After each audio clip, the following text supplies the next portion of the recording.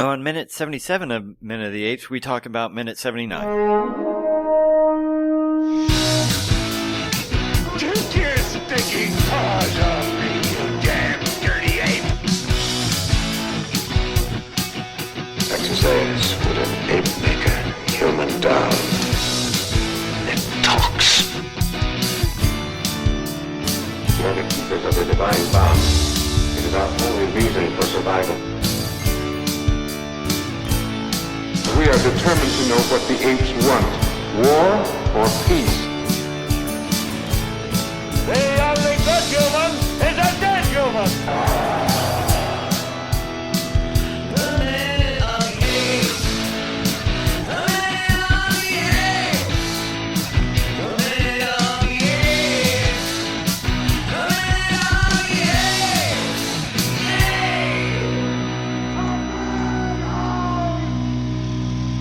Hello and welcome to Minute of the Apes, the daily podcast where we break down every minute of the Planet of the Apes movies, 1 minute at a time. Or maybe a minute and a half. Maybe. You know, depending on how I cut it together, if... Minute-ish of the Apes? Minute-ish. So, depending on how I actually finally edited yesterday's, what did occur was we got a little excited, the conversation started going. Jumped a little ahead. And as Sean so eloquently put, it only took us 2 3/4 of a series of movies for us to go, wow, let's just go through a bunch of minutes at once. So whatever it was, you may get a double dip from yesterday. I don't know. I don't edit these until like when actually I'll edit it tomorrow, and so I won't know until tomorrow what it's going to be like. So whatever you get, and you don't throw a fit, right? No. Whatever you get, you don't. Oh, that's such a parenting thing. Look, you look at your child, and you go, you get what you get, and you don't throw a fit. How much are you paying for this podcast? Yeah, you're getting that value. You've really never heard that? No. I thought I was was my dogs. Well, you get what you get. Okay, And fair. that's what is it? You get what you get, and you don't throw a fit. Get what you get. I'll give you something to cry about. Well, I thought I was being so smart the first time. You know, Abby was throwing a fit, and I'm like, sometimes in life, you get what you get, and you don't throw a fit. And I was like, wow, that's great. And then about 3 days later, I heard on a TV show a parent go, you get what you get and you don't throw a fit. And I'm like, well, I'm just so stupid. I apparently heard it somewhere. Yeah, so so obvious. Yeah. But, you know, it's one of those parenting things too. Anyway, so the podcast may be what it is. If we touch on stuff, it is what it is. All right. Tell us what's going Tell us what's going on with this minute. All right. As of minute 77, we're starting with Hathline saying we first established and ends with Armando saying he would have released the apes into the Everglades. And oh, my dear friends. All right. Release the apes. Let's take a listen to this minute of Escape from the Planet of the Apes. We first established. Evidently we were wrong because you haven't found them yet. Thank you. Now, Dr. Dixon, can you pinpoint the probable date of the baby's birth with any degree of accuracy?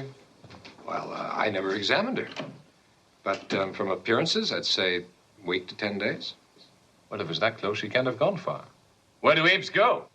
To other apes. Of course. Captain, I want you to start an immediate and systematic search of every menagerie, every zoo, every circus in the city. I'll augment your force with the city police. And I want to be kept fully informed about all results, whether positive or negative. Yes, sir.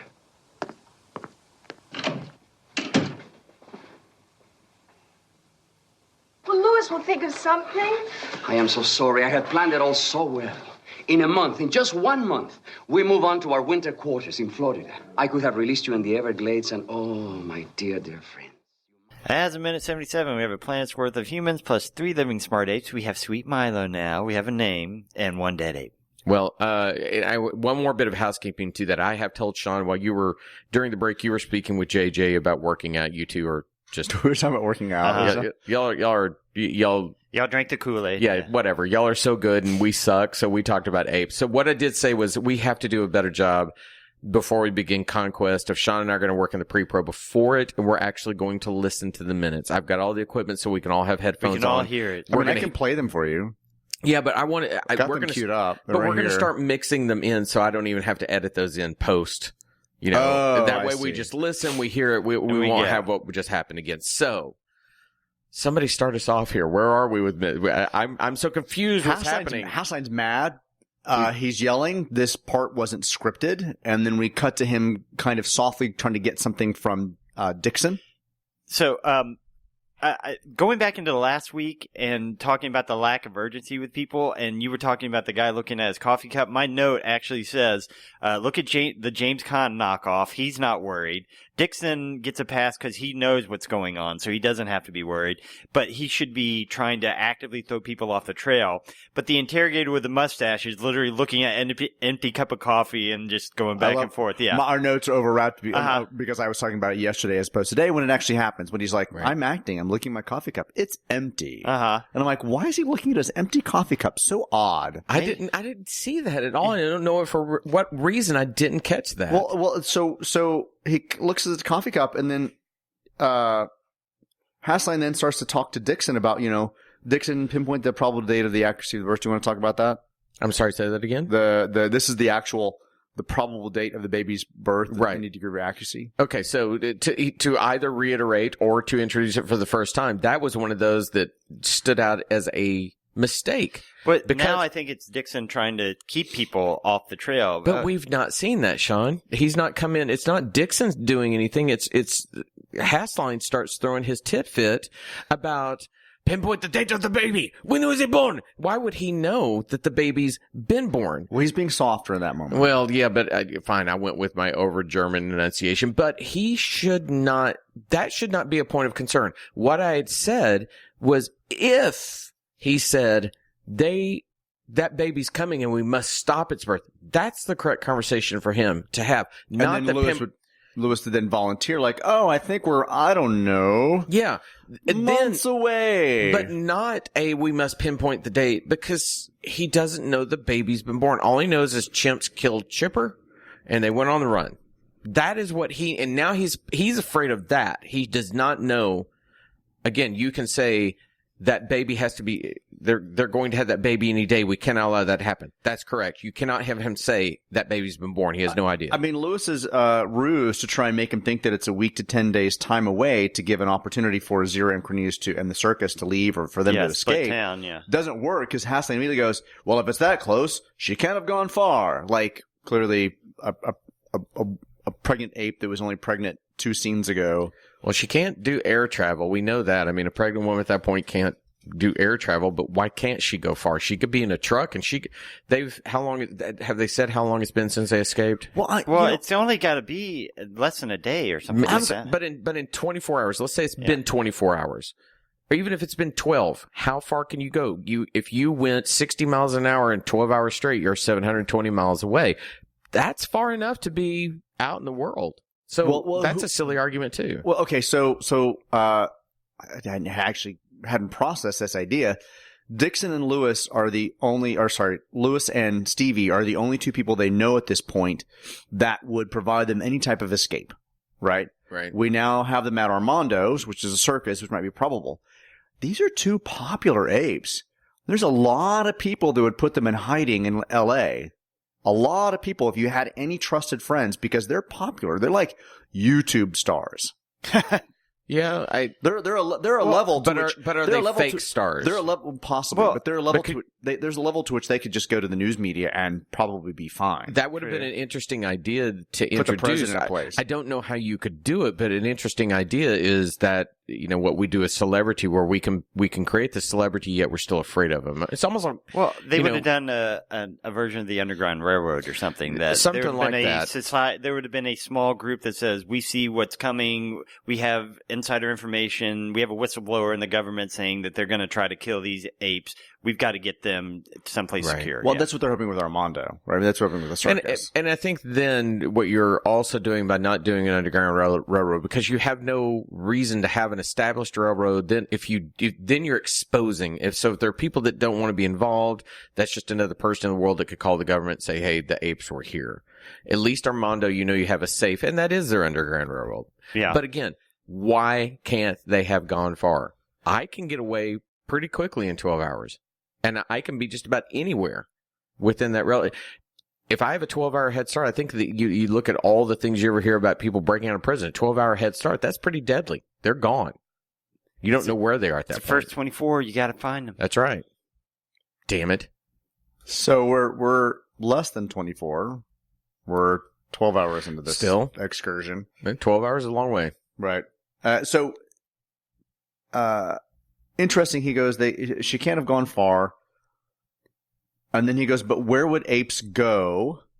And E1, who was looking at his empty coffee cup, has turned to the coffee pot in the corner of the room.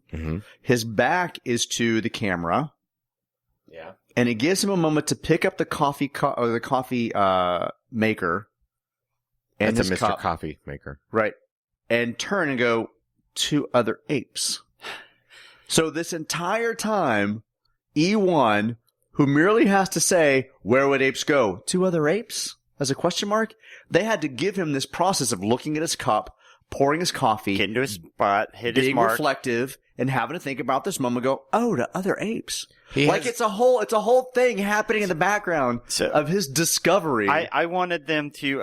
It's not scripted. At that point, you need to hear the record scratch. Somebody walks over, grabs his coffee, smells it just to make sure to see what he's drinking, that kind of stuff. Yeah, but he does his best work when he doesn't have coffee. He's kind of bitchy and he thinks and he's clear and other apes. Exactly. This is the coffee commercial that we're about to pimp to promote the movie later on. I'm going to interrupt and show you guys a clip of something that this totally reminded me of. So here, this is from a show called Southside. You might need to come over here, Richard, Southside, so you can see it. This is what happened. So we're watching as a couple of guys sitting on a couch. Do I need to hear the dialogue or can I just watch it? Yeah. Well, I'm doing my best to. So I've got to try to find. You showed us this before. You showed us this one before, and I can't remember if we talked about it. Remember? Yeah, we couldn't talk about it, but here we go. This is what this exactly reminds me of. Well, when we get past the commercial. That's a commercial. That's a baby. Like I said, now we have a Pampers that is not commercial. An ape baby. Does Baby Milo wear Pampers? Here we go. Put your mic towards it so that people can hear it. You ever say the same word so much it starts sounding stupid to you? Like money. Money. Shit, but a damn delusion anyway. This guy. No, man, money does important work. Money is a machine that transports the value of your labor into the future. Everybody's looking at him like, what? You're smart as hell sometimes. I don't think I really tell you that enough. He's choked up. Now you're losing weight.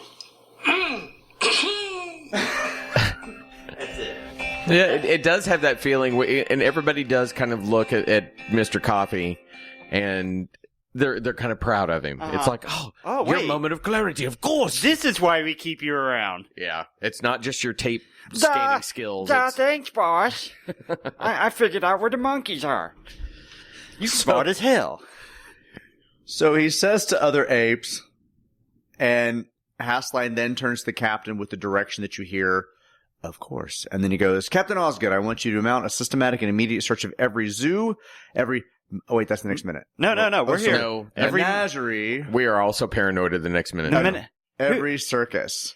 I'm trying to figure out if I, even back then, wanted to go, all right, let's find all the menageries in Dallas. Where the hell do you even start with that? What's a menagerie? That's what I thought too. I thought that was a really odd term. Wait, define menagerie again. Menagerie is a collection of wild animals kept in captivity for exhibition. Okay. Menagerie. Like the glass menagerie. It's a bunch of glass animals. Okay. Yeah. That's just, it's a weird use for like that. It's a very dated phrase. Very. Yeah. But even today, if you wanted to search menagerie in Dallas, you get the glass menagerie and stuff like that. It's hard to find menageries. I miss Nala's our menagerie. No we have one a menagerie uses of dog menagerie over anymore. there. Yeah, that's very Are very we strange. pining for the days of menageries? Menagerie. Oh. Menagerie. Menagerie. How's your menagerie? Menagerie. That's fine. That's what I was trying to do, and I couldn't find the. You couldn't find tune, the rhythm. The tune in my head, I could not find it. But anyway, he tells him every menagerie, zoo, in-house, and out-house, every circus, zoo-house. Exactly. But he then does it. There was just something. We keep talking about the shots and how weird they are. The fact that for the moment that he tells that to Captain Osgood, and then he immediately turns to E1, who's now at the coffee pot, turns his back to the camera, right? Hasline. And there's no then reversal from E1's perspective. And then E1 just like holds his coffee. He's doing that. I told you I'm good at this stuff. I figured stuff out, boss. I told you I'm smart. I'm smart. Hey, boss, where we get more coffee? Oh, right here. It was just a really weird, like, but who has your actor